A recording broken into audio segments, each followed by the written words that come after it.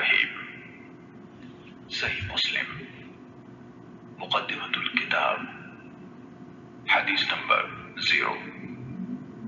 شروع سب سے زیادہ رحم کرنے والے، ہمیشہ مہربانی کرنے والے اللہ کے نام سے۔ تمام تر حمد و ثنا سارے جہانوں کے پالنے والے اللہ کے لیے اور بہترین جزا تقوی اختیار کرنے والوں کے لیے ہے۔ اللہ خاتم النبیین محمد صلی اللہ علیہ وآلہ وسلم پر اپنی رحمت نازل فرمائے اور تمام نبیوں اور رسولوں پر بھی۔ اس کے بعد اللہ آپ پر رحم فرمائے۔ بلا شبہ آپ نے اپنے پیدا کرنے والے کی توفیق سے یہ ذکر کیا ہے کہ آپ دین کے طریقوں اور احکام کے بارے میں رسول اللہ صلی اللہ علیہ وآلہ وسلم سے امت تک پہنچنے والی تمام احادیث کو ان کی منقولہ اسناد سمیت جاننا چاہتے ہیں، اور ان احادیث کو بھی جو ثواب اور عذاب، رغبت دلانے اور ڈرانے اور ان جیسی دوسری چیزوں کے بارے میں ہیں،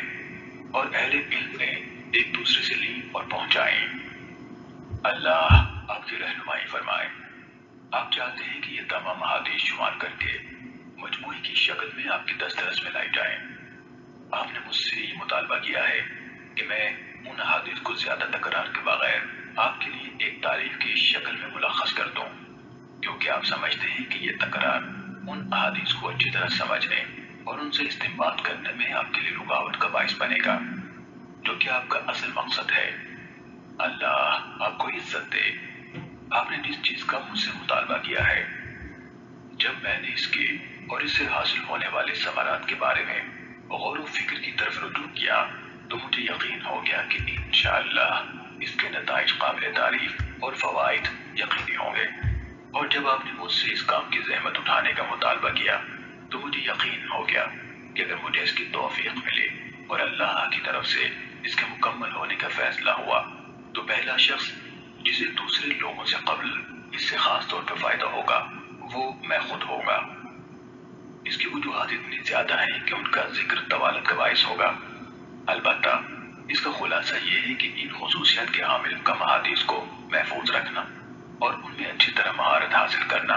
انسان کے لیے کثیر احادیث کو سنبھالنے کی نسبت زیادہ آسان ہے، خصوصاً عوام میں سے ایک ایسے شخص کے لیے جو اس وقت تک ان میں سے صحیح اور ضعیف کے بارے میں بھی امتیاز نہیں کر سکتا جب تک کوئی دوسرا اسے اس فرق سے آگاہ نہ کرے۔ جب معاملہ اسی طرح ہے جیسے ہم نے بیان کیا تو کم تعداد میں صحیح احادیث چن لینا کثیر تعداد میں ضعیف احادیث کو جمع کرنے سے کہیں بہتر ہے۔ یہ بات اپنی جگہ درست ہے کہ بہت سی احادیث کو اکٹھا کرنے اور مقرر احادیث کو جمع کرنے کے بھی کچھ فوائد ہیں، خصوصاً ان لوگوں کے لیے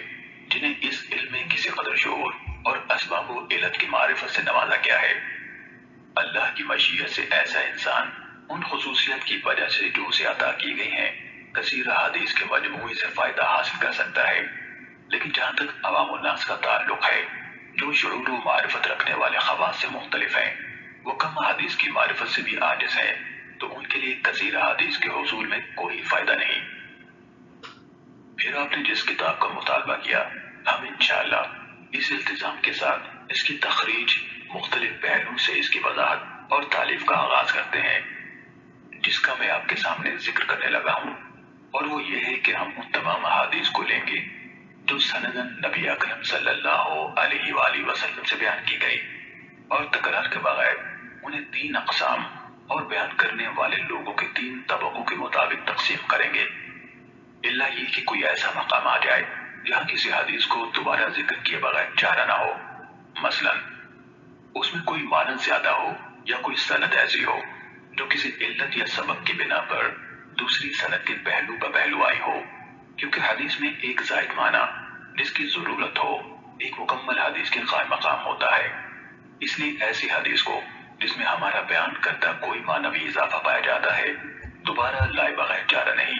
یا جب ممکن ہوا تو ہم اس معنی کو اختصار کے ساتھ پوری حدیث سے الگ کر کے بیان کر دیں گے،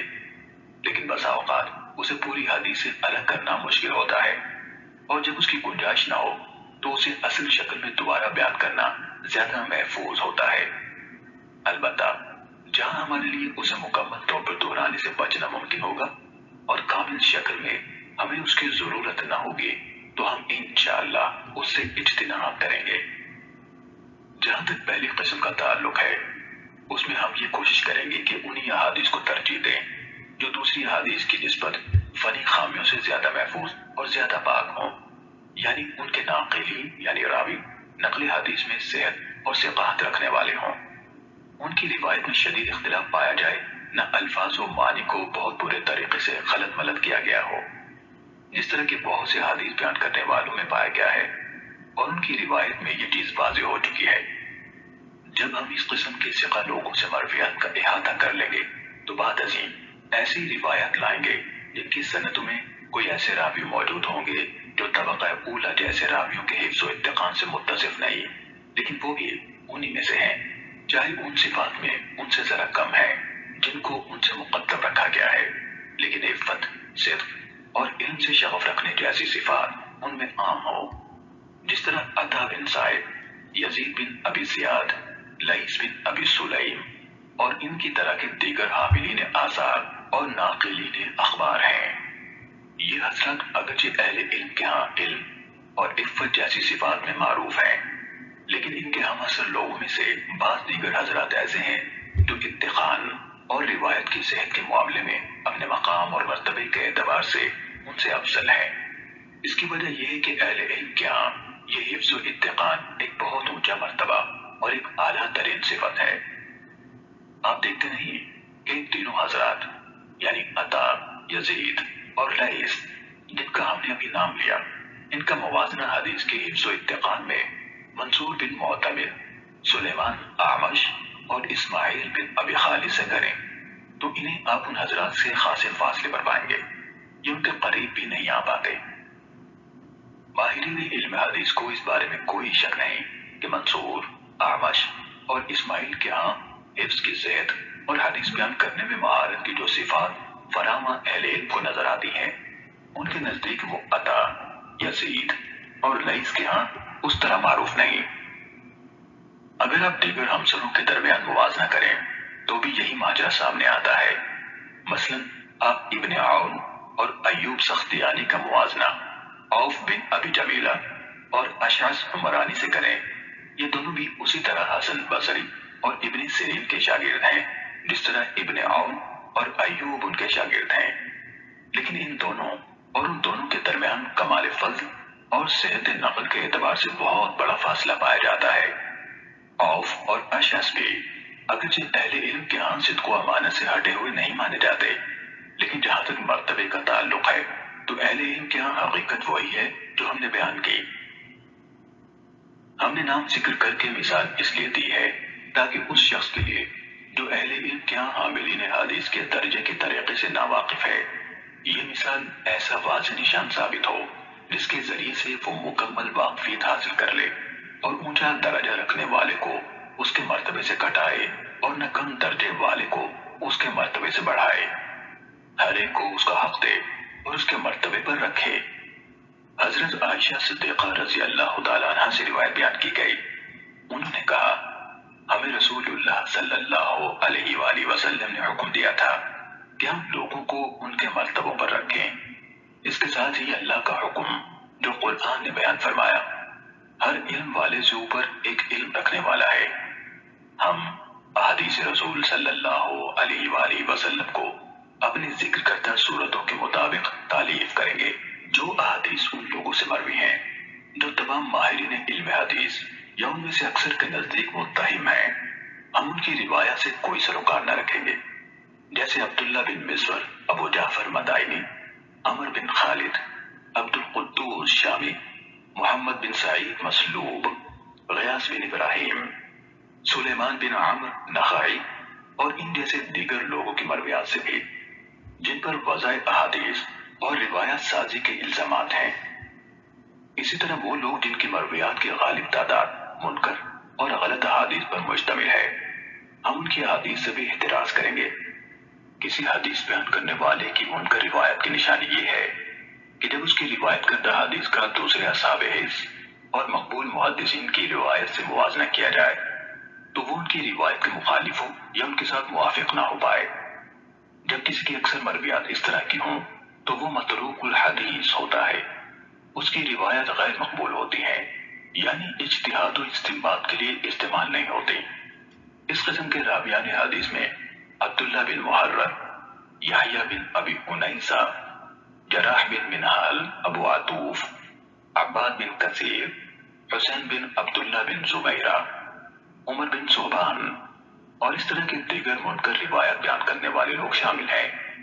ہم ان کی روایت کا رخ نہیں کرتے، نہ ان روایات سے کوئی سروکار ہی رکھتے ہیں،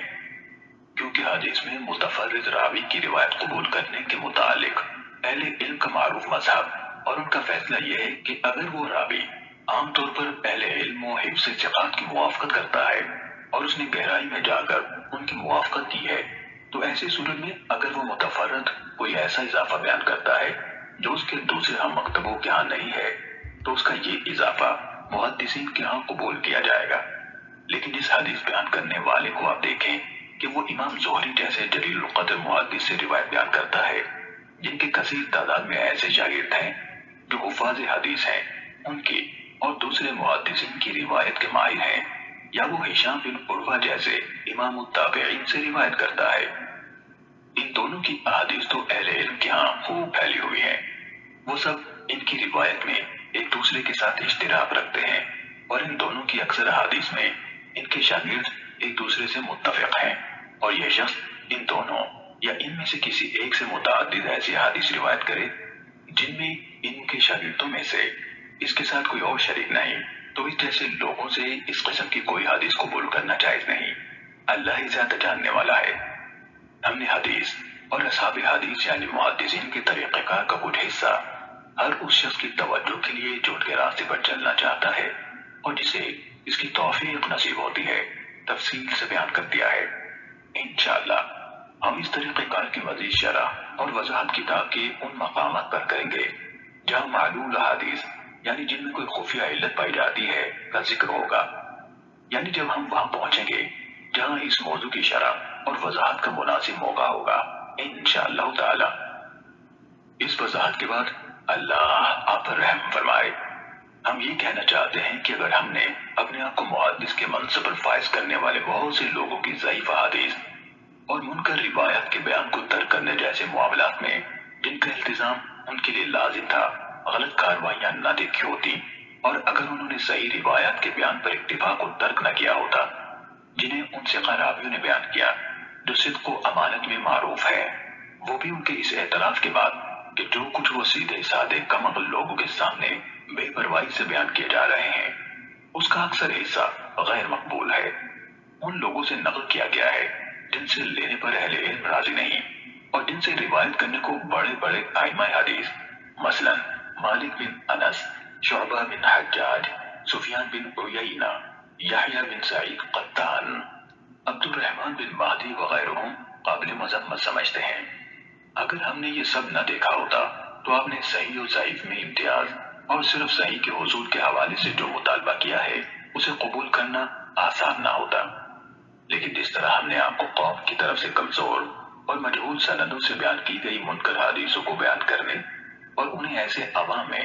جو ان حدیث کے عیوب سے ناواقف ہیں پھیلانے کے بارے میں بتایا، تو صرف اسی بنا پر ہمارے دل کے لیے آپ کے مطالبے کو تسلیم کرنا آسان ہوا۔